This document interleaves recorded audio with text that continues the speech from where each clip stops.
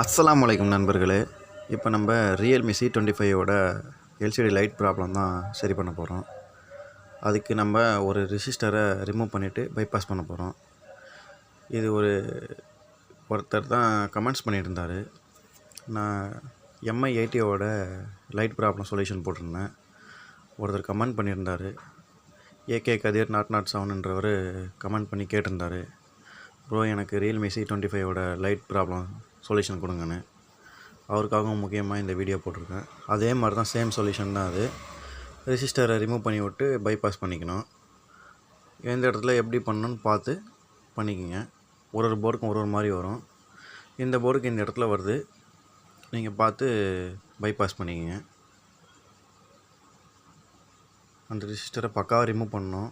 பார்த்து ரிமூவ் பண்ணணும், எல்லாக்கிட்டையும் உங்களுக்கு ட்ராக் போயிடும். இந்த மாதிரி பைபாஸ் பண்ணிங்க. தேங்க்யூ.